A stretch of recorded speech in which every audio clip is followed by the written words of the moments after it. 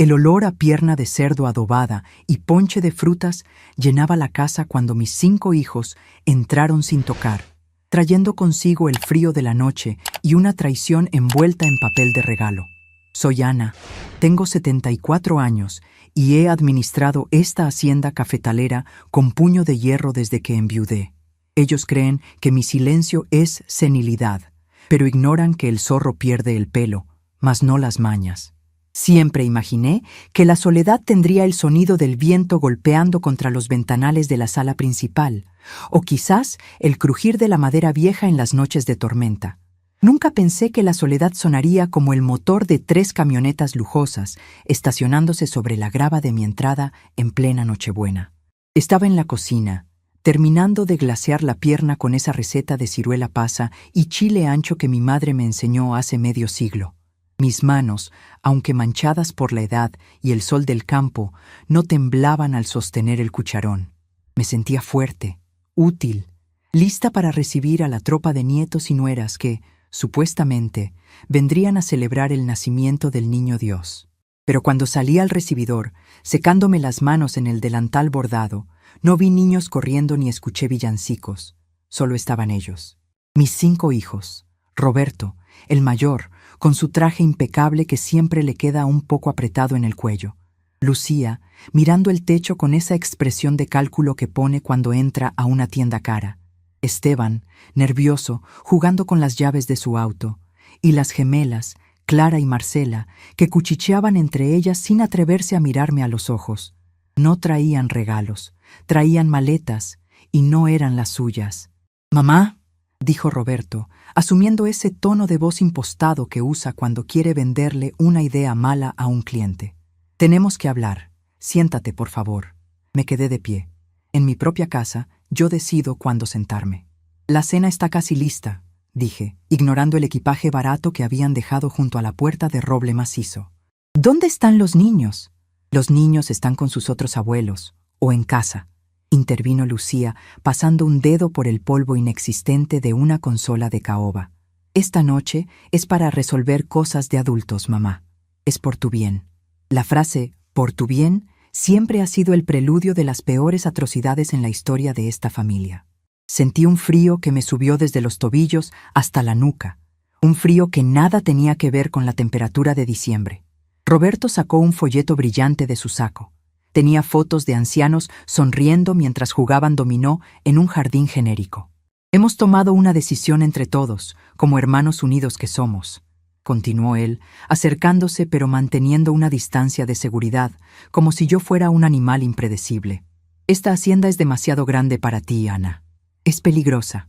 Estás sola aquí en el monte, lejos de los hospitales, lejos de nosotros». «No estoy sola», respondí, mi voz sonando más tranquila de lo que me sentía.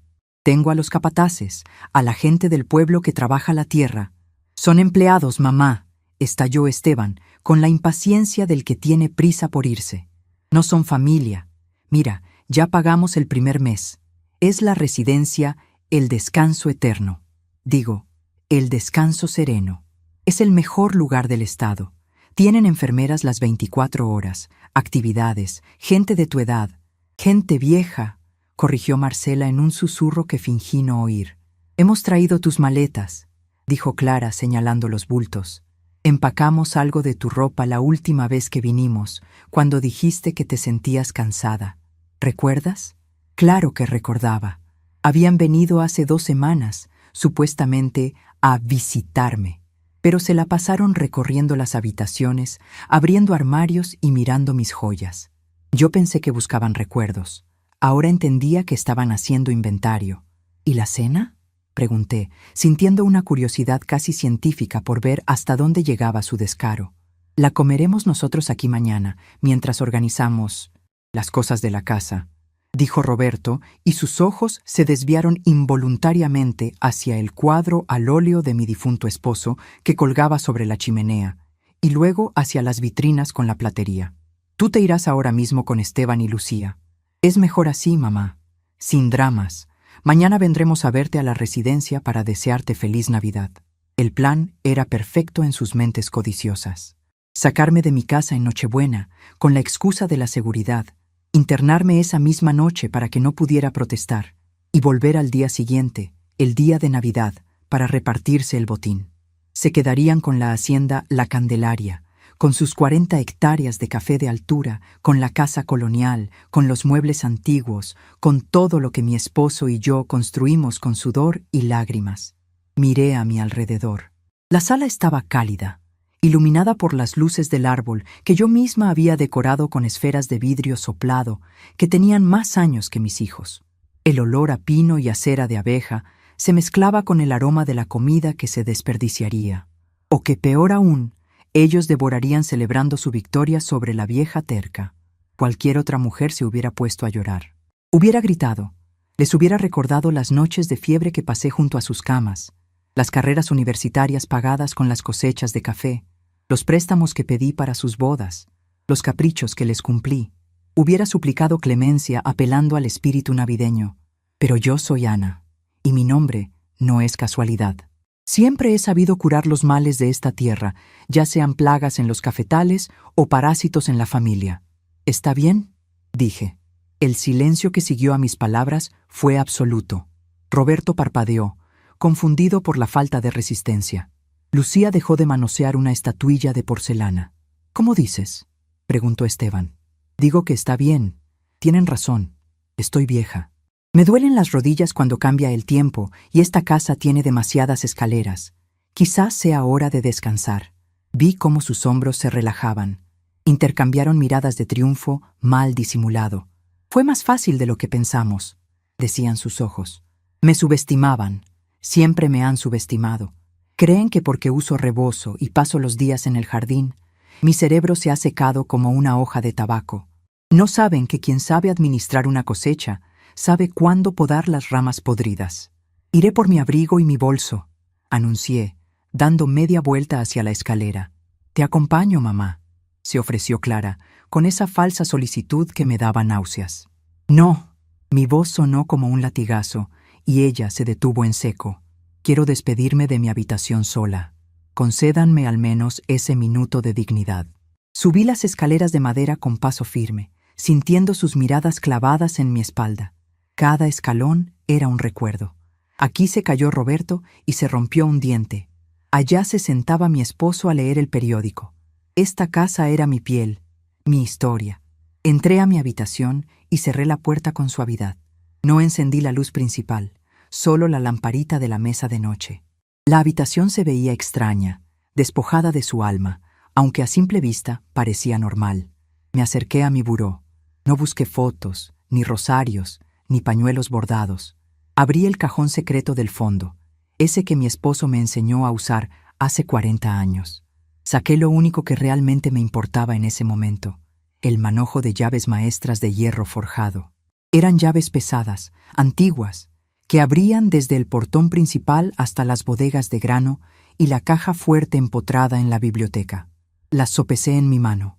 Eran frías y duras, como la decisión que había tomado semanas atrás, cuando escuché por casualidad una conversación telefónica de Roberto con un agente inmobiliario. Sí, la vieja no durará mucho aquí. El terreno vale millones para un hotel boutique, había dicho él. Ese día, algo en mi corazón de madre se rompió para siempre, y en su lugar nació una estratega militar. Me miré en el espejo de cuerpo entero. Vi a una mujer de cabello blanco recogido en un chongo impecable, con un vestido de lana gris y ojos oscuros que no mostraban ni una lágrima. No iba a llorar. Llorar es para quienes no tienen un plan. Yo tenía algo mejor que lágrimas. Tenía una escritura notarial firmada, sellada y ejecutada hace 3 días. Tomé mi bolso de mano, donde ya tenía guardados mis documentos personales y mi medicina para la presión. No necesitaba empacar nada más. Las maletas que ellos habían traído estaban llenas de ropa vieja que seguramente habían sacado de mi armario en su visita anterior para facilitarme la transición. Antes de salir, pasé la mano por la colcha de la cama matrimonial. Estaba fría. Hacía años que dormía sola, pero esta noche la soledad se sentía diferente. Se sentía poderosa. Era una soledad elegida, no impuesta. Bajé las escaleras. Ellos ya estaban en la puerta, ansiosos, con los abrigos puestos. Roberto miraba su reloj costoso. «Vamos, mamá», El tráfico se pondrá pesado. Ya estoy lista, dije bajando el último escalón. ¿No te llevas nada más?, preguntó Marcela, mirando mi bolso pequeño. ¿Algún recuerdo de papá? Sonreí. Una sonrisa pequeña, casi imperceptible. Llevo todo lo que es mío, respondí. Y era la verdad más grande que había dicho en años. Salimos a la noche helada. El aire olía a pino y a leña quemada. Mis hijos cerraron la puerta de la casa grande con un golpe seco. Roberto echó llave con su propio juego, uno que yo le había dado hace años para emergencias. Lo vi guardar esa llave en su bolsillo con una satisfacción propietaria que me revolvió el estómago. Mañana vendremos temprano a revisar, a ver qué hace falta para la casa y limpiar, dijo Lucía, subiéndose a su camioneta. Tú descansa en la residencia, mamá. Te lo mereces. Me subieron al asiento trasero del coche de Esteban. Nadie se sentó conmigo atrás. Me trataban como a un paquete frágil que se despacha por correo.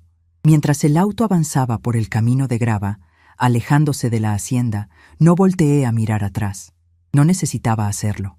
Sabía exactamente cómo se veía la casa. Majestuosa, imponente, silenciosa. La Candelaria. Mi vida entera. Mis hijos iban hablando en el asiento delantero sobre el precio del café en el mercado internacional y sobre cómo remodelarían la cocina para hacerla más moderna. Hablaban como si yo fuera sorda o invisible. Hablaban gastando un dinero que creían tener en la bolsa. Fue más fácil de lo que pensé, susurró Esteban a Roberto por el celular, pensando que el ruido del motor lo cubría. La vieja ya no coordina bien. Ni siquiera preguntó por la platería. Cerré los ojos y me acomodé en el asiento de cuero. Dejé que pensaran que dormía. Dejé que pensaran que habían ganado. Llegamos a la residencia, el descanso sereno, 1 hora después. Era un edificio limpio, estéril, que olía a desinfectante y a sopa hervida. Nada que ver con el olor a especias y campo de mi hogar. Una enfermera con cara de cansancio me recibió en la entrada. Mis hijos firmaron papeles apresuradamente, sin leer la letra pequeña. Me dieron besos rápidos en la mejilla, besos secos, vacíos. «Feliz Navidad, mamá», dijo Roberto, dándome una palmada en el hombro. «Mañana venimos. No te preocupes por la casa, está en buenas manos». «Lo sé», dije yo, apretando el bolso contra mi pecho, donde sentía el peso de las llaves de hierro. «Sé exactamente en qué manos está». Los vi irse, riendo, liberados de la carga. Se iban a celebrar su triunfo, a brindar con champán pensando en la herencia que mañana reclamarían. Imaginaban mi casa llena de tesoros esperando ser repartidos. Imaginaban las cuentas bancarias, los títulos de propiedad de la tierra, las joyas en la caja fuerte. La enfermera me guió hacia una habitación pequeña con una cama individual y una ventana que daba a un muro de ladrillo. «¿Quiere que le ayude a desempacar, señora Ana?», preguntó amablemente. «No, hija. No hace falta», respondí, sentándome en el borde de la cama. «No voy a estar aquí mucho tiempo». «Bueno, descanse. La cena de Navidad se sirve en media hora». Cuando se fue, me quedé sola. Saqué de mi bolso un pequeño teléfono celular antiguo, de esos que solo sirven para llamar y que mis hijos despreciaban por obsoleto. Marqué un número que sabía de memoria.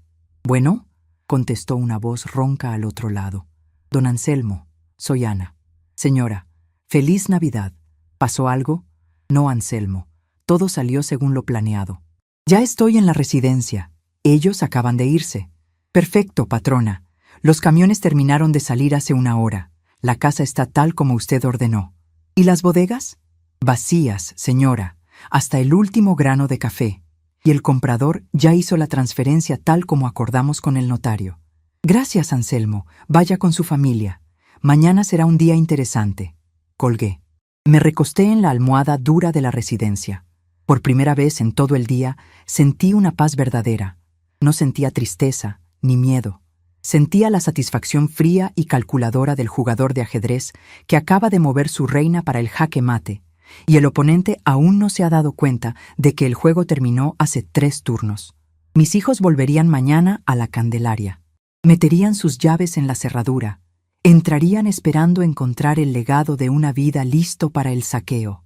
Se relamerían los bigotes pensando en las antigüedades y las cosechas. Pero yo sabía lo que encontrarían. Y esa imagen, la imagen de sus caras cuando las puertas se abrieran, Fue el mejor regalo de Navidad que pude haberme dado a mí misma. Mañana, la lección comenzaría de verdad.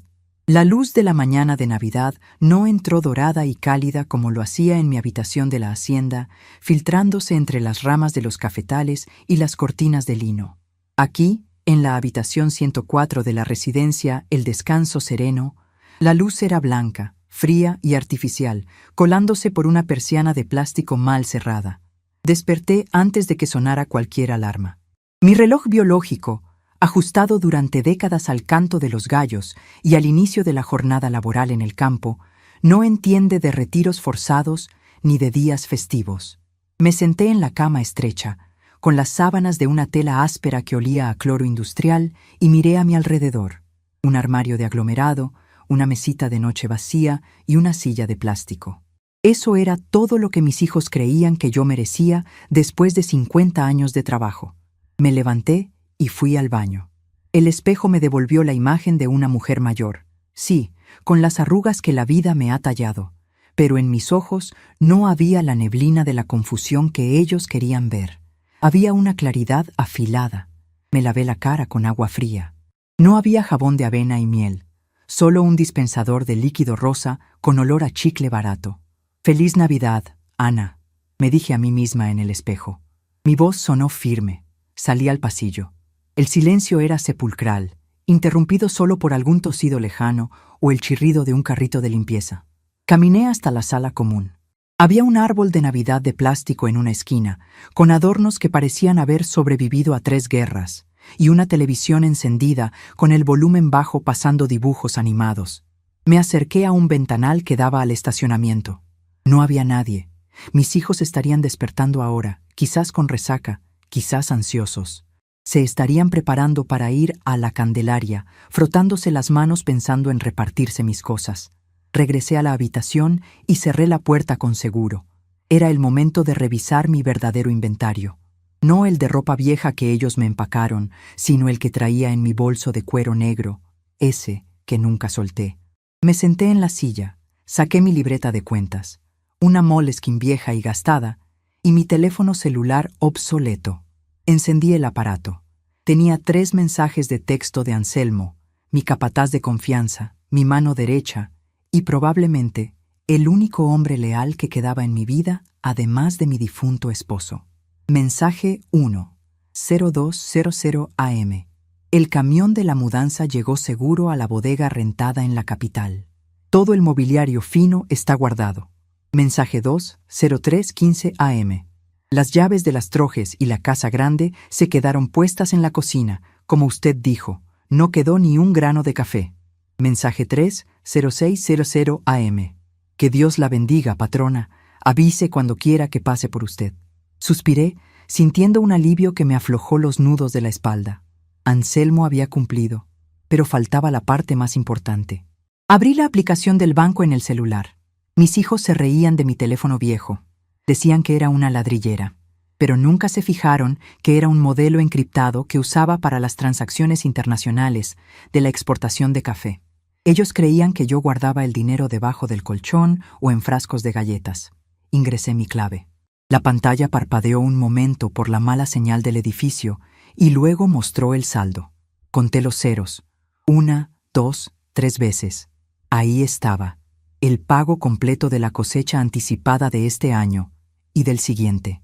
El depósito de la casa de subastas por los muebles franceses, la platería colonial, los cuadros de autores reconocidos y las joyas que no eran de uso diario. Y lo más grande, el pago inicial de la venta de los derechos de explotación de la tierra por 10 años a una cooperativa agrícola extranjera. La cifra era obscena. Era suficiente para comprar este asilo entero, demolerlo y construir un hotel de lujo, y aún me sobraría para viajar por el mundo 3 veces. Mis hijos pensaban que heredarían una mina de oro. Lo que no sabían es que la mina ya había sido vaciada y el oro estaba aquí, digitalizado y seguro, bajo la huella dactilar de una anciana a la que consideraban senil. Cerré la aplicación y guardé el teléfono. Me sentí poderosa.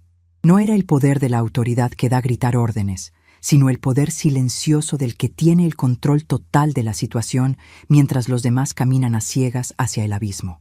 Señora Ana, una enfermera joven, Con cara de no haber dormido bien, abrió la puerta sin tocar. «Es hora del desayuno. Venga, que se le enfría la avena». Me miró con esa condescendencia que la gente joven reserva para los viejos y los niños. Me hablaba despacio, vocalizando exageradamente. «Ya voy, señorita», respondí, encorvando un poco la espalda y arrastrando los pies a propósito. Me puse mi rebozo gris. La enfermera asintió, satisfecha con mi docilidad. «Eso es muy bien. Hoy tenemos gelatina roja por ser Navidad. Qué rico, ¿verdad?» «Sí, qué rico», repetí, ocultando una sonrisa irónica. Si supiera que ayer cené pierna adobada y que puedo comprar su sueldo de un año con lo que traigo en la bolsa. Caminé hacia el comedor. Mientras comía aquella pasta insípida que llamaban avena, mi mente viajó hacia atrás, hacia el momento exacto en que decidí hacer esto. No fue una decisión de un día. Fue una gota que colmó el vaso, pero el vaso llevaba años llenándose. Recordé la Navidad de hace 3 años. Yo había tenido una gripe muy fuerte, casi neumonía. Estaba en cama, débil. Mis hijos vinieron, sí, pero no trajeron sopa, ni medicinas, ni consuelo. Roberto trajo a un abogado para que yo firmara un poder notarial, por si algo me pasaba. Lucía se probaba mis abrigos de piel frente a mi espejo mientras yo tosía. Esteban se quejaba de que el wifi de la hacienda era lento y no podía ver sus series. Ese día entendí que para ellos yo no era una madre. Era un activo fijo que se estaba depreciando. Era un obstáculo entre ellos y el dinero. Pero el golpe final fue la conversación que escuché hace un mes. Estaban en la terraza, creyendo que yo dormía la siesta. «La vieja ya no aguanta otro invierno», había dicho Roberto, fumando uno de esos puros caros que compra con mis tarjetas. «El mantenimiento de la hacienda es un robo. Si la vendemos por partes, sacamos el triple». «Pero mamá ama esta casa», dijo Clara, aunque su voz no sonaba muy convencida. «Mamá ya no sabe lo que ama», intervino Lucía con frialdad. «A veces me llama por el nombre de la tía.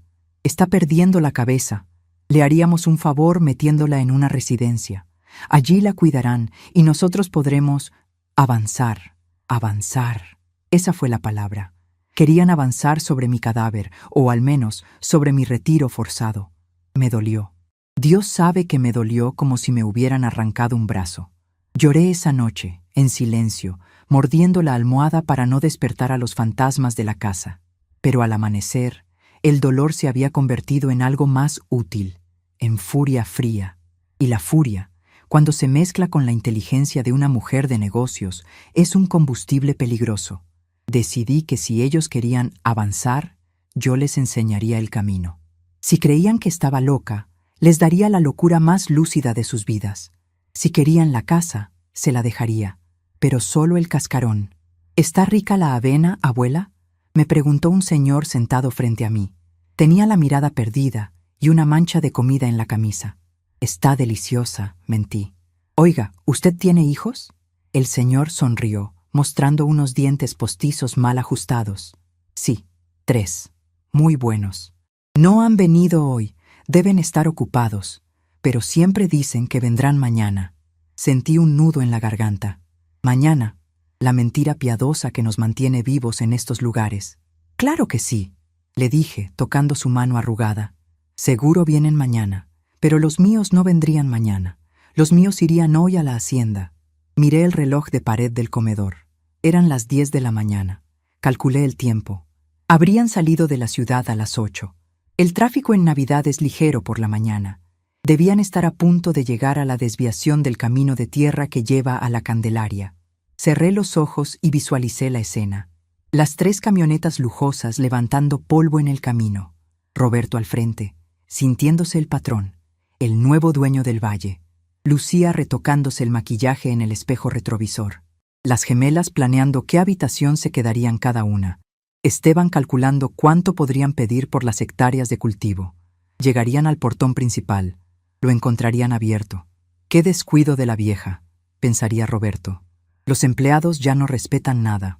Entrarían al patio central, con su fuente de cantera que llevaba 100 años cantando con el agua. Estacionarían sus autos sobre la grava, justo donde ayer me subieron como ganado. Bajarían con sus cajas de regalos vacías, listos para llenarlas. Roberto sacaría esa llave que guardó con tanto orgullo. La metería en la cerradura de la puerta principal de roble tallado. Giraría. La puerta se abriría con un gemido de bisagras bien aceitadas. Y entonces, el eco, el sonido inconfundible de una casa vacía. No habría alfombras persas amortiguando sus pasos. No habría consolas de caoba en el recibidor. No habría cuadros de paisajes en las paredes, solo los rectángulos más claros en la pintura donde antes colgaban. Correrían a la sala, vacía, al comedor, vacío, a la cocina, desierta. Ni una olla de cobre, ni un cucharón, ni la pierna de cerdo que dejé a medio glasear. Esa me la comí yo anoche antes de que llegaran, y lo que sobró se lo di a los perros de los capataces. Subirían las escaleras corriendo, con el pánico empezando a trepar por sus gargantas. Entrarían a las habitaciones, camas deshechas, colchones desnudos o inexistentes, armarios abiertos y vacíos. Y finalmente, irían a la biblioteca. Roberto correría hacia el cuadro falso de la pared para abrir la caja fuerte. Encontraría la caja fuerte abierta. Adentro no habría dinero, ni joyas, ni escrituras. Solo habría un sobre color crema, de papel grueso, con mi letra impecable de maestra jubilada y hacendada, para mis hijos. Sonreí en el comedor del asilo, llevándome otra cucharada de gelatina roja a la boca.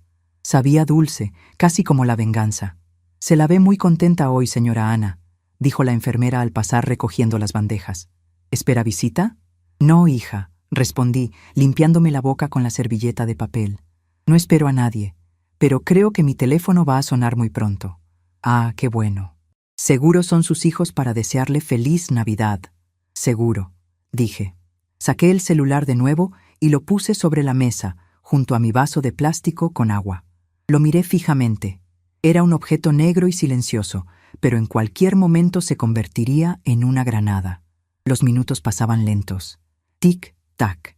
El reloj de pared avanzaba. 10:15, 10:30. Imaginé a Lucía gritando. Imaginé a Esteban golpeando la pared. Imaginé a Roberto, pálido, tratando de entender cómo una anciana, senil, había logrado vaciar una mansión de 1000 metros cuadrados en una noche. No sabían que Anselmo y sus hijos, junto con 20 peones de confianza que me quieren más que a su propia sangre, habían trabajado desde la madrugada anterior, sacando todo por la parte trasera, mientras yo los distraía con mi supuesta fragilidad. Mis hijos olvidaron una regla básica del campo. Nunca subestimes a quien siembra tu comida, y nunca, jamás, traiciones a quien conoce los túneles de la tierra. De repente, el celular vibró sobre la mesa de formica. El zumbido hizo que el señor de enfrente diera un respingo. La pantalla se iluminó. Nombre: Roberto, hijo mayor. Lo dejé sonar una vez, 2 veces, 3 veces. La enfermera me miró desde la otra punta del salón. «Señora, su teléfono. Conteste. Deben estar preocupados». Tomé el aparato con calma. Mis manos no temblaban. Mi corazón latía a un ritmo constante, fuerte, vivo. Deslicé el dedo para contestar, pero no dije nada. Me llevé el teléfono a la oreja y esperé. Quería escuchar su respiración. Quería escuchar el sonido de su derrota. «¡Mamá!». El grito de Roberto fue tan fuerte que tuve que apartar el auricular un poco. «Mamá, ¿dónde estás? ¿Qué significa esto? La casa está vacía. No hay nada. Nos han robado. Llama a la policía ahora mismo, mamá. Te robaron todo». Escuché a Lucía llorando de fondo, gritando algo sobre sus joyas. Escuché a Esteban maldiciendo. Era una sinfonía de caos. Respiré hondo, llenando mis pulmones con el aire estéril del asilo, que de pronto me pareció el aire más puro de la libertad. «Nadie me ha robado nada, Roberto», dije con una voz tan gélida que sentí cómo se escarchaba el teléfono. «Feliz Navidad. Espero que les guste mi regalo». «¿De qué hablas?», balbuceó él, y pude notar el miedo filtrándose en su arrogancia. «¿Qué regalo? Aquí no hay nada, solo hay polvo». «Exacto», respondí. «Les regalé lo mismo que ustedes me dieron anoche, la nada. Y ahora, hijo mío, te sugiero que leas la carta que dejé en la caja fuerte antes de que se te ocurra gritarme de nuevo». Colgué. Apagué el teléfono. Miré a la enfermera, que me observaba con curiosidad. «¿Todo bien, señora Ana?», preguntó. Parecía una llamada intensa. Me levanté de la silla, erguida, sintiendo que había rejuvenecido 10 años en 10 segundos. Me acomodé el rebozo con elegancia, como si fuera una estola de armiño. Todo excelente, señorita, le dije, caminando hacia la salida del comedor con paso firme. Solo estaba poniendo la basura en su lugar. Ahora, si me disculpa, tengo que ir a mi habitación. Tengo que planear mi siguiente viaje.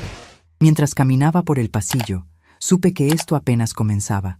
Había detonado la bomba, sí, pero ahora venía la onda expansiva, y yo estaba lista para surfearla, porque Ana, la dueña de la Candelaria, había vuelto, y esta vez no venía a servir la cena. Colgué el teléfono y sentí cómo el silencio volvía a llenar el comedor, pero esta vez no era un silencio vacío.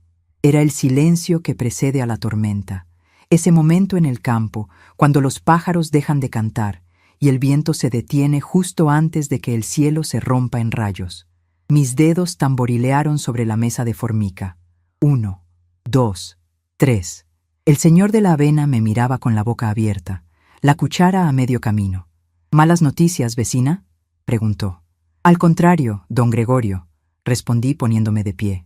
Son las noticias que he esperado escuchar durante años. Caminé hacia mi habitación con una calma que no sentía en las rodillas, pero que obligué a mi espalda a proyectar. Cerré la puerta y puse el cerrojo. No por miedo, sino por estrategia. Necesitaba 5 minutos. Saqué de mi bolso la tarjeta del licenciado Vidales, un hombre que había sido amigo de mi esposo y que, a diferencia de mis hijos, entendía el valor de la lealtad y el peso de una firma. Marqué su número personal. Contestó al segundo timbrazo, a pesar de ser Navidad. ¿Ana? Ya se dieron cuenta, Alfonso. Acaban de entrar a la casa. ¿Cómo reaccionaron? Como hienas a las que les robaron la carroña, dije, mirando por la ventana hacia el estacionamiento. Roberto gritaba como si lo estuvieran desollando. Van a venir para acá. Calcula que llegarán en 40 minutos si no se matan en la carretera. Todo está blindado, Ana. El acta notarial de tu plena facultades mentales, fechada hace 3 días, con 2 peritos psiquiátricos independientes. Los contratos de compraventa de los muebles y la maquinaria, el fideicomiso. No pueden tocarte, lo sé, pero van a intentar asustarme, van a intentar sacarme de aquí para llevarme a casa y obligarme a firmar lo que sea. No salgas de la residencia, Ana. Estás segura ahí. Es un lugar público con testigos. Si intentan llevarte a la fuerza, es secuestro. No te preocupes, Alfonso. De aquí no me mueven ni con grúa. Esta residencia barata es ahora mi fortaleza. Colgué. Me senté en la orilla de la cama y alicé mi falda. Cerré los ojos y visualicé el tablero de ajedrez. Ellos eran peones furiosos. Yo era la reina, inmóvil, esperando que cometieran el error fatal. El tiempo pasó lento. Escuchaba el zumbido de la calefacción y los villancicos lejanos en la televisión de la sala común. 45 minutos exactos después, escuché el derrape de llantas en la entrada. No necesité mirar. Conocía el sonido de la arrogancia de mis hijos hasta en la forma de frenar. Se escucharon voces alteradas en la recepción. La voz chillona de Lucía, los gritos graves de Roberto exigiendo ver a la directora, el tono amenazante de Esteban. «Queremos ver a nuestra madre. Ahora mismo. Señor, por favor, es Navidad. Hay residentes descansando». La voz de la enfermera temblaba. «Me importa un comino su descanso. Dígame dónde está la habitación 104». Sonreí. Había llegado el momento. Me levanté, tomé mi bolso, mi escudo, y abrí la puerta de mi habitación justo cuando ellos doblaban la esquina del pasillo. La imagen era digna de una pintura tragicómica. Roberto tenía la corbata deshecha y la cara roja, sudorosa. Lucía traía el rímel corrido, como si hubiera llorado lágrimas negras. Esteban venía detrás, con los puños cerrados, y las gemelas parecían asustadas, mirando a todos lados como si esperaran que la policía saltara de los armarios de limpieza. Al verme, se detuvieron en seco. Yo estaba parada en el umbral, tranquila, con las manos cruzadas al frente. «Mamá», empezó Roberto, respirando agitadamente. Dio un paso hacia mí, invadiendo mi espacio personal. «Buenos días, hijos», dije con voz suave. «¿Ya se aburrieron de la hacienda tan rápido? Pensé que pasarían allá todo el día haciendo el inventario». La palabra inventario fue como una bofetada. Roberto se puso morado. «¿Qué hiciste, vieja loca?», gritó, olvidando cualquier pretensión de respeto. «La casa está vacía. No hay nada. Te robaron todo». Seguro fue ese indio de Anselmo, ¿verdad? Le diste las llaves y nos desvalijó. Los residentes de las habitaciones contiguas empezaron a asomar las cabezas. Una señora en andadera nos miraba con los ojos muy abiertos. «Baja la voz, Roberto», dije, manteniendo el tono bajo, lo que lo obligaba a callar para escucharme. «Estás asustando a mis vecinos. Y te prohíbo que hables así de Anselmo. Él es más honesto en una uña que tú en todo el cuerpo». «¿Honesto?», chilló Lucía, acercándose con sus tacones de aguja resonando en el linoleum barato. «Mamá, se llevaron los muebles franceses, la platería de la abuela, los cuadros, hasta las alfombras. Eso vale una fortuna». «Valía», corregí. «Valía una fortuna». Esteban se adelantó, empujando a Lucía. «¿Qué quieres decir con valía?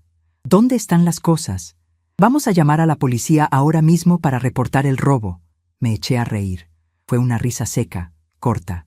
«¿Robo?», pregunté, mirándolos uno a uno. «¿Cómo se puede robar algo que es de uno?». El silencio cayó sobre el pasillo. Roberto entrecerró los ojos, su cerebro de tiburón financiero empezando a procesar la información. «Tú», balbuceó. «¿Tú sacaste las cosas?». «Yo vendí las cosas», dije con claridad meridiana. «Vendí todo. Los muebles, la platería, los cuadros, la maquinaria del café, los tractores, las camionetas de carga, todo». «No puedes hacer eso», gritó Clara desde atrás. «Es nuestra herencia». «Error», dije levantando un dedo. «Es mi patrimonio. Mientras yo respire, la Candelaria y todo lo que contiene es mío. Y como dueña legítima y en pleno uso de mis facultades, decidí liquidar mis activos». Roberto se pasó las manos por el pelo, desesperado. «¿Y el dinero?», preguntó, con la voz ronca por la codicia. «¿Dónde está el dinero?». «Son millones, mamá». «Millones. No puedes tener eso en efectivo». «Está en un lugar seguro», respondí, dándome la vuelta para entrar a mi habitación. Dejé la puerta abierta, invitándolos a mi terreno. Un lugar donde sus garras no pueden llegar. Entraron tras de mí, llenando la pequeña habitación de hospital con su presencia agobiante y sus perfumes caros que olían a desesperación. Roberto cerró la puerta de un golpe. «Escúchame bien, mamá», dijo, acorralándome contra el armario. «Esto es una locura senil. Vamos a impugnar esas ventas. Vamos a decir que no estabas bien de la cabeza. Tú misma aceptaste venir a este asilo porque dijiste que ya no podías sola. Eso prueba que no eres apta para manejar tus finanzas». Ahí estaba, la trampa que yo sabía que intentarían usar. Me senté en la única silla de la habitación, cruzando las piernas. «Siéntense en la cama si gustan», ofrecí. «Roberto, eres muy predecible. Si alegas que estoy loca para anular las ventas, entonces mi firma en el ingreso a esta residencia también es inválida, lo que significa que me tienen aquí contra mi voluntad, lo cual es un delito. Pero si mi firma para entrar aquí es válida, entonces mi firma para vender mis muebles también lo es». Roberto abrió la boca y la volvió a cerrar. Se dio cuenta de que estaba en un callejón sin salida legal. «Además», continué, sacando de mi bolso una copia doblada del acta notarial que Alfonso me había entregado, «el licenciado Vidales vino hace 3 días a la hacienda. Trajo a 2 médicos. Certificaron mi salud mental antes de que firmara cualquier contrato de venta. Aquí está la copia». Le lancé el papel. Aleteó hasta caer en sus pies. Roberto lo recogió y lo leyó con avidez, sus ojos moviéndose rápidos sobre las líneas legales. Su cara palideció. Esto está blindado», susurró. Lo planeaste todo. Desde el día que te escuché decir que querías vender mi casa para hacer un hotel», confirmé. «¿Creíste que no me enteraría? ¿Creíste que soy sorda?». Lucía se dejó caer en la cama, sollozando. «Pero mamá, el dinero. Tenemos deudas. Roberto debe al banco. Esteban apostó en negocios que fallaron. Contábamos con eso». «Lo sé», dije sin piedad. «Sé que están quebrados. Sé que han vivido por encima de sus posibilidades, esperando que yo me muriera para tapar sus agujeros. Pero tengo noticias para ustedes. Voy a vivir muchos años más. Y voy a vivir bien. Vámonos», dijo Esteban de repente, agarrándome del brazo. «Vámonos a la casa. Vamos a arreglar esto allá. Tienes que decirnos dónde está el dinero o a quién se lo diste. No te puedes quedar aquí». Me solté de su agarre con un movimiento brusco que lo sorprendió. «No me toques». Le grité con una autoridad que no había usado desde que eran niños. Yo no voy a ningún lado. Ustedes me trajeron aquí. Ustedes pagaron el mes por adelantado. Ustedes dijeron que este era el mejor lugar para mí. Pues bien, tenían razón. Aquí estoy segura. Aquí tengo enfermeras. Aquí no tengo que ver sus caras de decepción cada vez que me despierto viva por la mañana. Mamá, por favor, suplicó Marcela, intentando la táctica de la lástima. Es Navidad, no nos hagas esto. Yo no les hice nada, respondí, suavizando un poco la voz, pero solo para que el golpe final doliera más. Yo solo me aseguré mi retiro. Ustedes querían la casa, ¿no? La casa está ahí, las paredes, el techo, el suelo. Es suya, disfrútenla. Pero el alma de esa casa, el sudor de su padre, el valor de 50 años de trabajo, eso me lo llevé conmigo. Roberto arrugó el papel notarial en su puño. Me miró con un odio puro, sin filtros. Ya no veía a su madre, veía a un socio comercial que lo había estafado. No vas a ver ni un centavo de nosotros, amenazó. Te vas a pudrir en este asilo de mala muerte. Hijo, sonreí, y fue una sonrisa genuina. Tengo suficiente dinero en mi cuenta para comprar este asilo y convertirlo en un spa si se me antoja. No necesito sus centavos. Nunca los necesité. Ustedes eran los que necesitaban los míos. Hubo un silencio largo, pesado. Se dieron cuenta de que habían perdido. No solo el dinero, sino el control. Durante años, el poder en la familia había residido en su juventud y en mi supuesta decrepitud. Ahora, la balanza se había invertido violentamente. Yo tenía el capital, yo tenía la lucidez, y lo más importante, yo no tenía nada más que perder. «Vámonos», dijo Roberto finalmente, tirando el papel al suelo. «No hay nada que hacer aquí. Vamos a hablar con los abogados. Esto no se queda así». «Adelante», dije. «El licenciado Vidales los espera, pero les advierto, cobra por hora y es caro. Y dudo que ustedes tengan con qué pagarle ahora mismo». Salieron de la habitación como una manada de perros apaleados, empujándose unos a otros, discutiendo en voz baja, culpándose entre ellos. «Te dije que debimos haberla declarado interdicta antes», le siseaba Esteban a Roberto. «Cállate, imbécil», respondía el otro. Me quedé de pie en medio de la habitación hasta que sus voces se perdieron en el pasillo y escuché de nuevo el motor de las camionetas arrancando afuera. Se iban a una casa vacía, fría, sin comida, sin muebles, sin promesas de riqueza. Me acerqué a la ventana y levanté un poco la persiana de plástico. Vi cómo los 3 vehículos salían del estacionamiento a toda velocidad, levantando polvo. Suspiré, sintiendo cómo la adrenalina empezaba a bajar, dejándome un cansancio profundo en los huesos. Me senté en la cama y recogí el papel arrugado que Roberto había tirado. Lo alicé con cuidado sobre mis rodillas.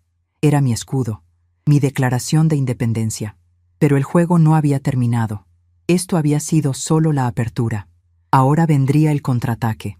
Intentarían impugnar, intentarían difamarme, intentarían todo lo legal e ilegal para congelar mis cuentas. No sabían que el dinero ya no estaba en el país. No sabían que mi siguiente movimiento no era defensivo, sino constructivo. Miré mi teléfono. Tenía un mensaje nuevo. No era de Anselmo. Era de un número desconocido con LADA internacional. «Estimada doña Ana, la transferencia a la fundación ha sido recibida. Estamos listos para comenzar el proyecto del orfanato en cuanto usted dé la orden». Una lágrima solitaria rodó por mi mejilla. No de tristeza, sino de emoción. Mis hijos querían herencia. Pues bien, habría una herencia. Pero no sería para pagar sus deudas de juego ni sus lujos vacíos. Sería para niños que, a diferencia de ellos, sabrían valorar un techo y un plato de comida caliente. Me limpié la cara y salí al pasillo. La enfermera joven me miraba con preocupación desde el mostrador. «¿Está bien, señora Ana?» Sus hijos parecían muy alterados. «Están bien, hija», dije caminando hacia ella. «Solo vinieron a recibir su lección de Navidad. Por cierto, ¿a qué hora sirven la comida? De repente me ha dado un hambre voraz». La enfermera sonrió, aliviada. «En media hora. Hoy hay pavo, aunque no es como el de casa». «No importa», dije. «Hoy cualquier cosa me sabrá a gloria». Mientras caminaba hacia el jardín para tomar un poco de sol antes de comer, Supe que la guerra sería larga. Mis hijos volverían con abogados, con mentiras, con manipulación emocional. Pero yo tenía algo que ellos no tenían: paciencia, recursos y, por primera vez en mi vida, un propósito que era solo mío. Me senté en un banco de madera bajo un árbol seco. El viento frío me golpeó la cara, pero yo sentía calor por dentro. Saqué mi libreta de cuentas y taché la línea que decía Etapa 1, Revelación. Debajo, escrito con mi letra firme, estaba el siguiente paso: Etapa 2, la siembra. Mis hijos creían que me habían enterrado en este asilo. No sabían que yo era semilla. Pasaron 3 días desde aquella Navidad que mis hijos recordarán como el día del juicio final. 3 días en los que mi teléfono no dejó de sonar, vibrando sobre la mesita de noche de la residencia como un insecto moribundo. No contesté ninguna llamada. Dejé que el silencio hiciera su trabajo. Dejé que la angustia macerara sus intenciones como se macera la fruta para el licor. Hoy, sin embargo, la situación cambió de color. No vinieron solos. Estaba en el pequeño jardín del asilo, sentada en una banca de hierro bajo la sombra de un tabachín pelón por el invierno, tejiendo una bufanda que no necesitaba, solo para mantener los dedos ágiles. Los vi llegar desde la entrada principal. Esta vez no traían camionetas de lujo. Llegaron en un solo auto, el sedán de la empresa de Roberto, y venían acompañados por un hombre bajo, calvo y con un maletín de cuero sintético que gritaba «Abogado de segunda», a kilómetros de distancia. Roberto caminaba al frente, pero ya no tenía el porte del primogénito dueño del mundo. Tenía ojeras oscuras, la camisa arrugada y una ansiedad en las manos que me recordaba a cuando rompió mi jarrón favorito a los 7 años. Lucía y Esteban venían detrás, cabizbajos, mirando al suelo como si buscaran monedas perdidas. Las gemelas no vinieron. Supuse que la vergüenza o el miedo las habían dejado en casa. «Ahí está», señaló Roberto, y el abogado asintió, secándose el sudor de la frente con un pañuelo sucio. Me mantuve quieta, contando los puntos de mi tejido. 1, 2, derecho, revés. «Madre», dijo Roberto al llegar frente a mí. Su voz sonaba ronca, quebrada. «Tenemos que hablar. Ya no es una petición». Levanté la vista despacio, acomodándome los lentes que colgaban de una cadena dorada sobre mi pecho. «Buenos días, licenciado», saludé al extraño, ignorando olímpicamente a mi hijo. «Soy Ana. Supongo que viene a cobrar algo, porque mis hijos tienen la mala costumbre de deberle a todo el mundo». El abogado carraspeó, incómodo. «Señora Ana, soy el licenciado Gamboa. Sus hijos me han contratado para mediar en esta penosa situación familiar y legal». «¿Penosa?», solté una risita corta. «Yo estoy de maravilla, licenciado. Tengo techo, comida y enfermeras. Los que parecen estar sufriendo son ellos». Roberto dio un paso adelante, perdiendo la paciencia. «Deja el teatro, mamá». Fuimos al banco. Intentamos congelar las cuentas de la hacienda alegando manejo sospechoso. ¿Y sabes qué nos dijeron? «Que no hay cuentas, que las cerraste todas». «Por supuesto que las cerré», respondí con calma, dejando las agujas de tejer sobre mi regazo. ¿Qué clase de administradora dejaría cuentas abiertas vinculadas a una propiedad que ya no le pertenece? «El dinero», intervino Esteban, con los ojos inyectados en sangre. «Son millones de dólares, mamá. Ese dinero no puede desaparecer. El gerente del banco nos dijo que se hicieron transferencias internacionales. Eso es fuga de capitales. Te pueden meter a la cárcel». Miré a Esteban con una lástima profunda. Siempre fue el más impulsivo, el que nunca aprendió a leer la letra pequeña de la vida. «Hijo, el dinero es mío. Fue ganado con mi sudor, con la tierra que yo trabajé mientras ustedes dormían hasta el mediodía. Puedo quemarlo en una fogata si se me antoja». «No, no puede», interrumpió el licenciado Gamboa, abriendo su maletín y sacando un legajo de papeles. «Señora, tengo aquí una solicitud de interdicción precautoria. Sus hijos alegan que usted está dilapidando el patrimonio familiar debido a una inestabilidad mental propia de la edad. Si usted no nos dice dónde está el dinero y firma este poder para que su hijo Roberto administre los activos restantes, presentaremos esto ante un juez mañana mismo. La declararán incompetente, señora. Y entonces el dinero volverá a ellos de todas formas, pero usted terminará sus días en un hospital psiquiátrico del Estado, no en esta residencia privada. La amenaza flotó en el aire frío de la mañana. Era una jugada sucia, vil, la carta más baja que un hijo puede jugar contra una madre. Miré a Lucía. Ella desvió la mirada, incapaz de sostenerme los ojos. Sabía que esto estaba mal, pero su codicia era más fuerte que su conciencia. ¿Eso es lo que quieren?, pregunté, mi voz bajando a un tono peligroso. ¿Encerrarme en un manicomio para robarme? Es por tu bien, mamá, dijo Roberto, repitiendo su mantra favorito, aunque esta vez le temblaba la barbilla. No sabes lo que haces. Estás regalando nuestro futuro. Suspiré profundamente.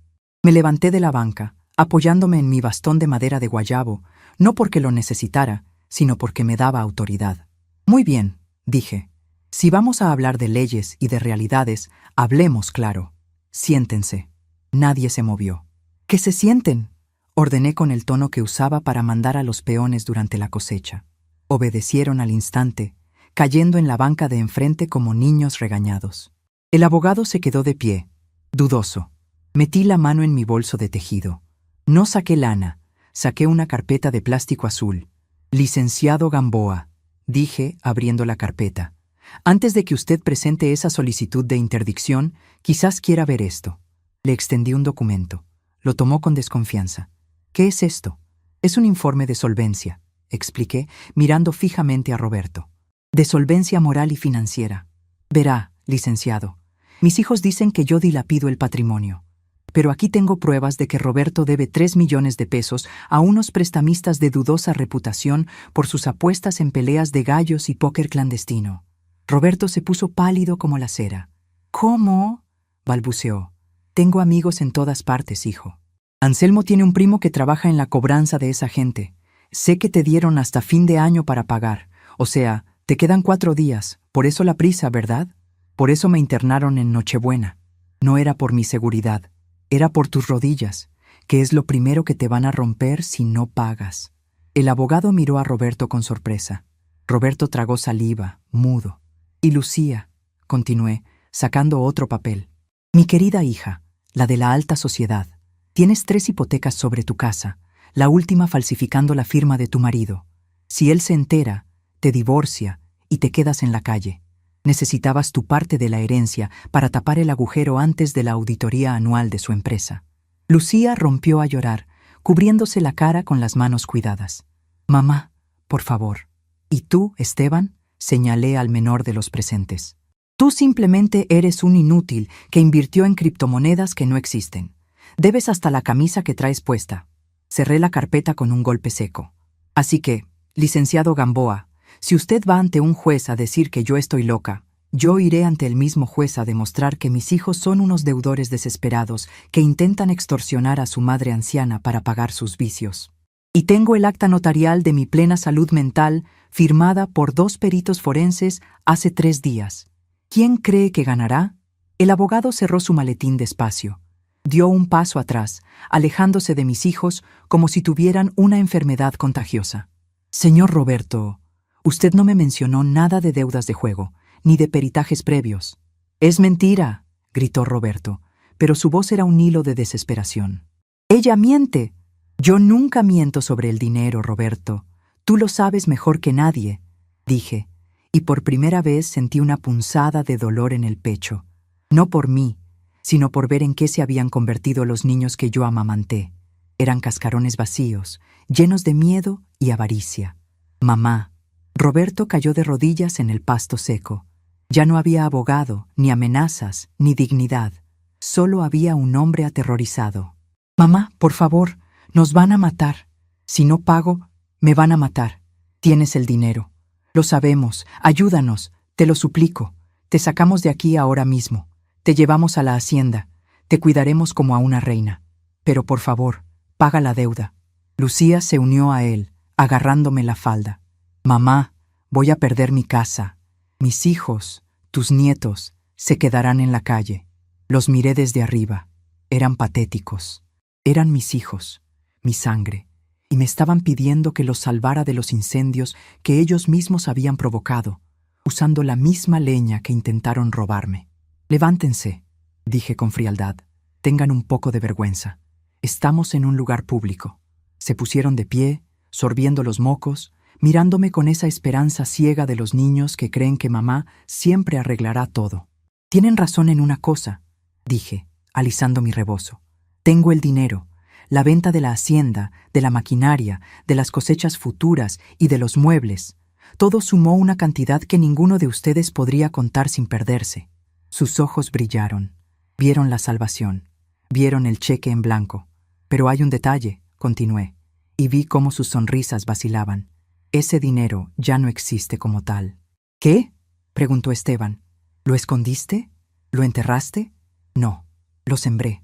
Saqué mi teléfono celular y abrí un correo electrónico que había recibido esa misma mañana.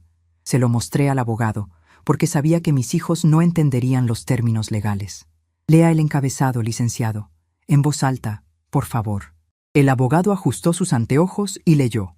Constitución del Fideicomiso Irrevocable. Fundación ANA para el Desarrollo Rural y la Niñez. Banco Internacional de Zúrich. Mis hijos se quedaron petrificados. La palabra irrevocable flotó entre nosotros como una sentencia de muerte. ¿Qué significa eso?, preguntó Lucía, con la voz temblorosa. Significa, señora, explicó el abogado con un tono de admiración profesional, que su madre ya no es dueña del dinero.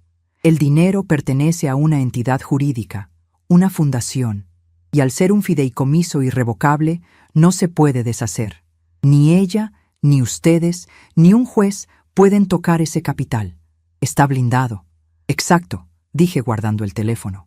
Todo lo que obtuve por la venta de La Candelaria se transfirió ayer a esta fundación. Su objetivo es construir escuelas rurales, orfanatos y dar becas a hijos de campesinos que quieran estudiar agronomía. ¡No!, gritó Roberto, llevándose las manos a la cabeza. No puedes haber hecho eso. Es nuestro dinero. Es nuestra herencia. Era mi dinero, corregí con dureza. Y ahora es el dinero de cientos de niños que no tienen la culpa de sus errores. Ustedes tuvieron todas las oportunidades. Tuvieron las mejores escuelas, los mejores doctores, viajes, coches, bodas pagadas. Y todo lo desperdiciaron. Todo lo convirtieron en deudas y en apariencias. Me acerqué a Roberto, que lloraba abiertamente, un llanto feo y ruidoso de hombre derrotado. Querían herencia, ¿verdad? Pues les dejé la mejor herencia posible, la necesidad de trabajar. ¡Nos has arruinado!, chilló Lucía. Eres un monstruo. Ninguna madre hace esto. Una madre que ama a sus hijos no los deja ser parásitos hasta los 50 años, respondí. He sido cómplice de su inutilidad demasiado tiempo. Les he tapado sus faltas, les he pagado sus caprichos. Y miren el resultado. 3 buitres esperando que su madre muera para devorarla. Pues se acabó. El grifo se cerró. La ubre se secó. Esteban golpeó el tronco del árbol con el puño, una y otra vez, hasta que se lastimó los nudillos. ¿Y qué vamos a hacer?, preguntó, mirando su mano sangrante. ¿Qué demonios vamos a hacer? Trabajar, dije simple y llanamente. Vender sus coches lujosos. Vender sus casas que no pueden pagar. Mudarse a departamentos pequeños. Aprender a cocinar. Aprender a tomar el autobús. Aprender lo que vale un peso. El abogado cerró su maletín. Señora Ana, creo que mi presencia aquí ya no es necesaria. El documento que me mostró es definitivo. No hay juez que vaya a tocar un fideicomiso benéfico internacional. Si sus hijos quieren impugnar, necesitarán años y millones en abogados que no tienen. Gracias, licenciado, dije. Puede retirarse. Y le sugiero que cobre sus honorarios por adelantado. El hombre asintió con una leve reverencia hacia mí. Ignoró a mis hijos y se marchó rápido hacia su coche. Sabía cuándo un barco se estaba hundiendo. Me quedé sola con ellos. El silencio era pesado, cargado de rencor y de miedo. ¿De verdad nos vas a dejar caer?, preguntó Roberto mirándome con ojos de perro apaleado. ¿Vas a dejar que me rompan las piernas? Lo miré a los ojos. Esos ojos que yo vi abrirse por primera vez hace 48 años. Me dolió el alma, me dolió cada fibra de mi cuerpo de madre. Quería sacar la chequera, quería salvarlo, quería abrazarlo y decirle que todo estaría bien. Pero sabía que si lo hacía, lo condenaría para siempre. Si lo salvaba ahora, nunca dejaría de ser un niño dependiente. No te voy a dar dinero, Roberto, dije, y mi voz no tembló. Pero te voy a dar un consejo, que vale más. Anselmo necesita peones para la cosecha en la finca de su hermano, en el norte. Es trabajo duro, de sol a sol. Pagan poco, pero dan comida y techo. Y los prestamistas no suelen buscar en los campos de café. Si quieres desaparecer un tiempo y trabajar de verdad, puedo hacer una llamada. Roberto me miró con incredulidad. ¿Me estás ofreciendo ser peón? ¿A mí? Te estoy ofreciendo una forma honesta de sobrevivir y esconderte. Tómalo o déjalo. Roberto bajó la cabeza. Sabía que no tenía opción. Su orgullo estaba muerto. Ahora solo quedaba el instinto de supervivencia. Llámalo, susurró. Miré a Lucía y a Esteban. Para ustedes no tengo ofertas de trabajo, pero tengo una advertencia. Si vuelven a poner un pie en esta residencia para gritarme o exigirme algo, llamaré a la policía y les mostraré la carpeta azul. ¿Entendido? Asintieron, derrotados, destruidos. Ahora márchense, dije, volviendo a sentarme en mi banca y tomando mis agujas de tejer. Es la hora de mi terapia ocupacional y no quiero llegar tarde. Los vi arrastrarse hacia el coche de Roberto. Caminaban encorvados, como si llevaran el peso del mundo sobre los hombros. Y en cierto modo, así era. Llevaban el peso de la realidad, esa que yo les había evitado durante décadas. Cuando el coche arrancó y desapareció por el portón, solté el aire que había estado conteniendo. Mis manos empezaron a temblar ligeramente. No era fácil. Dios sabe que no era fácil ver a los hijos sufrir. Pero a veces, la cirugía más dolorosa es la única que salva la vida. Señora Ana, la voz de la enfermera me sacó de mis pensamientos. Traía una bandeja con jugo de naranja. ¿Todo bien? Parecía una reunión intensa. Tomé el vaso con gratitud. Todo excelente, hija. Solo estaba podando las ramas secas para que el árbol pueda volver a crecer. ¡Qué bueno! Oiga, tiene una llamada en la recepción. Es del extranjero. Dicen que es de la fundación. Sonreí. La tristeza se disipó, reemplazada por la adrenalina del futuro. Voy enseguida, dije, poniéndome de pie con energía renovada. Mis hijos creían que mi vida había terminado en este asilo. No sabían que apenas estaba empezando mi segunda juventud. Caminé hacia el edificio principal, dejando atrás el jardín, la banca y la imagen de mis hijos derrotados. Ya no miraba al pasado. Mis ojos estaban puestos en los planos de una escuela que pronto se levantaría sobre la tierra roja, lejos, muy lejos de aquí. Pero antes de irme, tenía que hacer una última cosa, una última jugada maestra para asegurarme de que la lección quedara grabada a fuego en sus memorias. Me detuve en la puerta de cristal de la entrada y miré mi reflejo. «Prepárate, Ana», me dije, «porque ahora viene la parte divertida. Mañana no estaría aquí para el desayuno. Mañana mi cama estaría vacía, igual que la casa de la hacienda. Y cuando volvieran, porque sabía que volverían a intentar manipularme, solo encontrarían una nota y un boleto de avión usado. La verdadera transformación estaba por comenzar. El aire aquí huele diferente. No huele a encierro, ni a desinfectante, ni a la lavanda artificial que usan en los asilos para disfrazar el olor a vejez. Aquí, en la Sierra de Chiapas, el aire huele a tierra mojada, a flor de café recién abierta y a esperanza.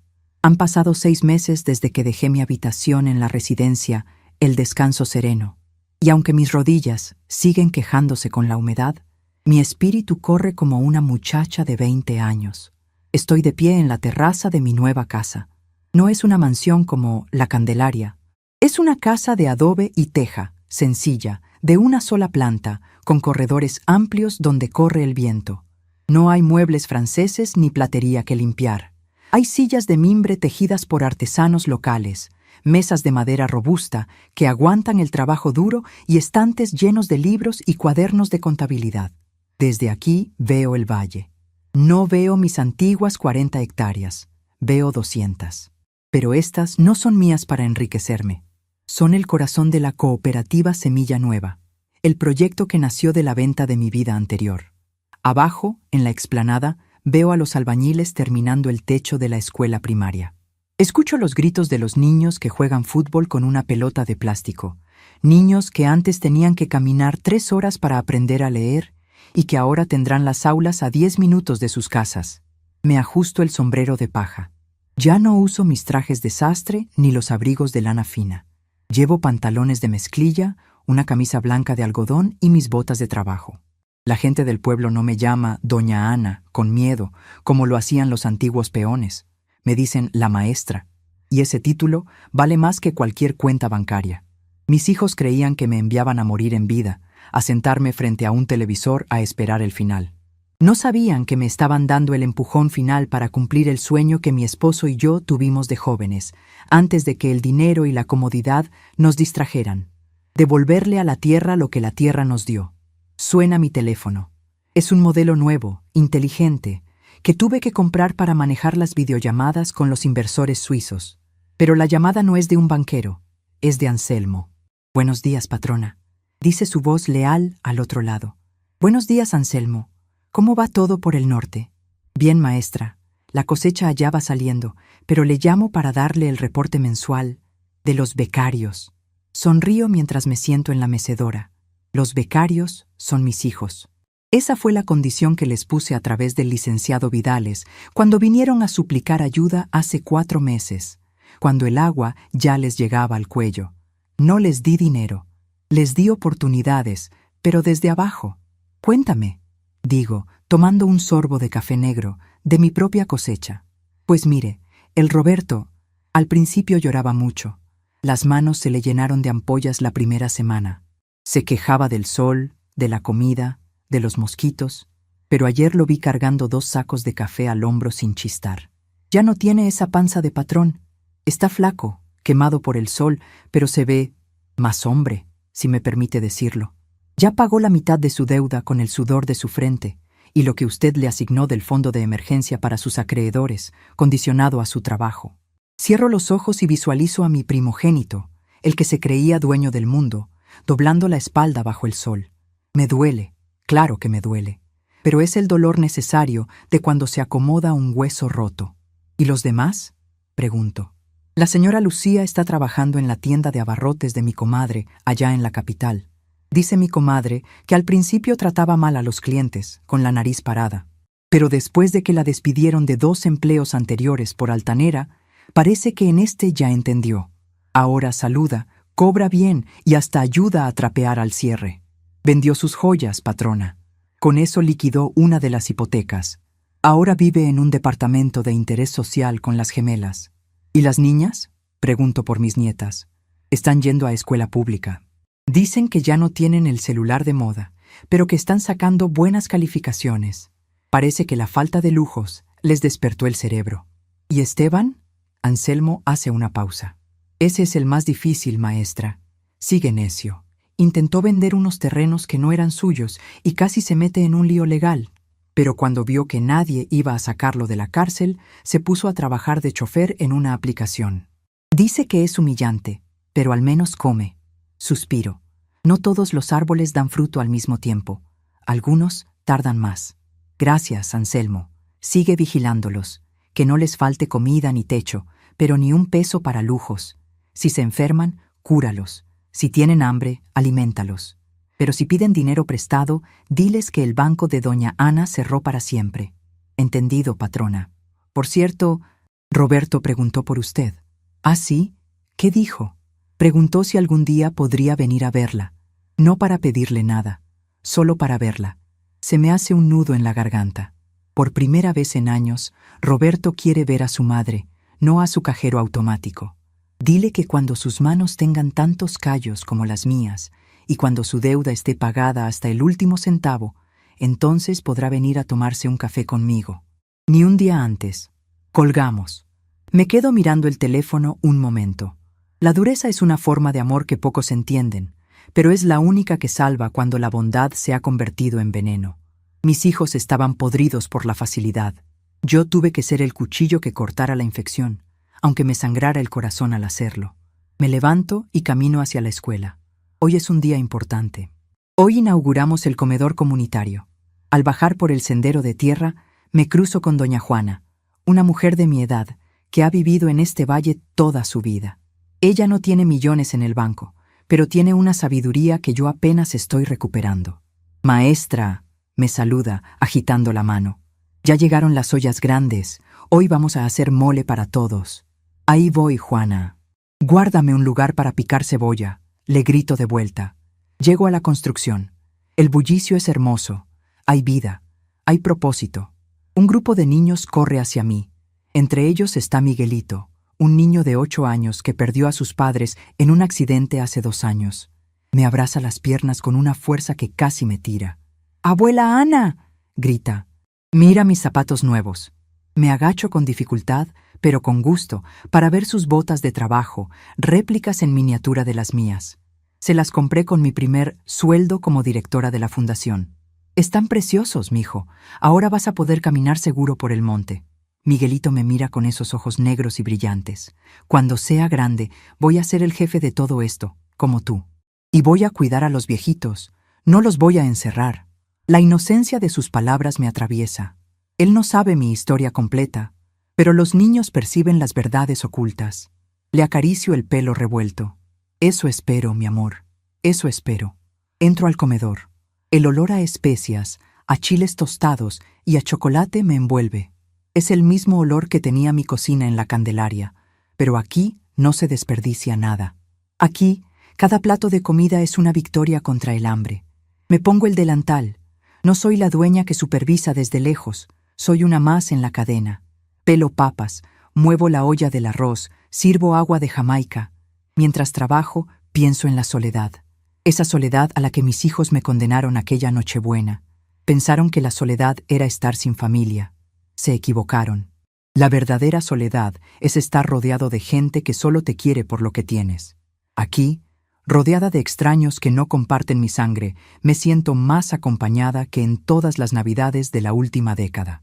A mediodía, hacemos una pausa. El comedor está lleno. Veo a las madres alimentando a sus hijos. Veo a los ancianos del pueblo compartiendo mesa con los albañiles. Me siento en una esquina con mi plato de mole. Saco de mi bolsillo la foto que Anselmo me envió por mensaje. Es una foto borrosa, tomada a escondidas. Se ve a Roberto sentado en una piedra, comiendo un taco de frijoles, con la mirada perdida en el horizonte. Se ve cansado, sucio, viejo, pero se ve real. Lo siento, hijo, pienso. Siento no haberte enseñado esto antes. Siento haberte dado todo menos lo importante. Pero nunca es tarde para aprender a ser humano. De pronto, una mano se posa en mi hombro.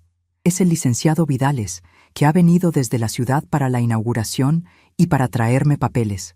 «Ana», dice sentándose a mi lado, «tienes visitas». Mi corazón da un vuelco. «¿Roberto? ¿Lucía? ¿Quién?», pregunto tensa. «No son tus hijos», aclara rápido, viendo mi preocupación. «Es una delegación de mujeres empresarias. Se enteraron de lo que hiciste, de cómo transformaste un patrimonio estancado en un motor de desarrollo. Quieren conocerte. Quieren replicar tu modelo en otros estados. Dicen que eres una inspiración». Me río. Una risa franca que me sacude el pecho. ¿Inspiración? Soy una vieja terca que se negó a ser descartada. Eso es todo. A veces, eso es suficiente para cambiar el mundo, responde Vidales. Por cierto, me trajeron esto para ti. Llegó al despacho esta mañana. Me entrega un sobre pequeño, arrugado y con una caligrafía infantil. No, no es infantil. Es la letra de alguien que está aprendiendo a escribir de nuevo, o de alguien que escribe con las manos lastimadas. Abro el sobre. Es una hoja de cuaderno arrancada. «Mamá, no sé si leas esto. Anselmo me dijo que estás bien. Solo quería decirte que el café sabe diferente cuando uno lo cosecha. Nunca supe lo que pesaba un costal. Nunca supe lo que costaba un peso. Te odié mucho esa Navidad. Te odié cuando vendiste la casa. Pero anoche, durmiendo en el catre de la barraca, soñé con papá. Y no me miraba con decepción, como siempre imaginé. Me sonreía. No te pido dinero, solo te pido que no te mueras todavía. Aguántame un poco más. Quiero que cuando nos volvamos a ver, no veas al parásito que criaste, sino al hombre que estoy intentando ser. Gracias por la lección, aunque duela como el infierno. Roberto». Una lágrima cae sobre el papel, manchando la tinta barata. Es la primera lágrima que derramo desde que empezó toda esta locura.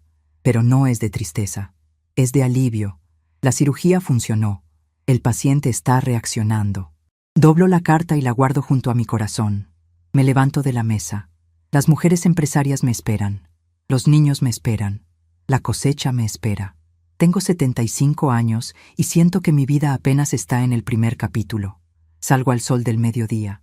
El valle brilla con un verde intenso. Mis hijos creyeron que me quitaban mi hogar. Creyeron que me quitaban mi dignidad. Creyeron que al encerrarme apagaban mi luz. Pobres ilusos. No sabían que las mujeres como nosotras, las que hemos parido, criado y enterrado, las que hemos amado y perdido, no nos apagamos. Solo nos reinventamos. Yo no soy una anciana abandonada en un asilo. Soy Ana. Soy la tierra, soy la semilla y soy la mano que cultiva. Y mientras tenga fuerza para levantarme, seguiré sembrando. Porque la mejor venganza no es destruir al enemigo, sino florecer tan alto y tan fuerte que tu sombra les sirva de refugio cuando finalmente entiendan que el dinero no se come. Miro hacia el norte, hacia donde mis hijos están aprendiendo a vivir, y les mando una bendición silenciosa. Aprendan bien, muchachos. Susurro al viento, porque algún día todo esto será suyo, pero esta vez no será un regalo. Será un premio. Me doy la vuelta y camino hacia los cafetales, donde el futuro ya está brotando, rojo y brillante, bajo el sol de mi nueva vida.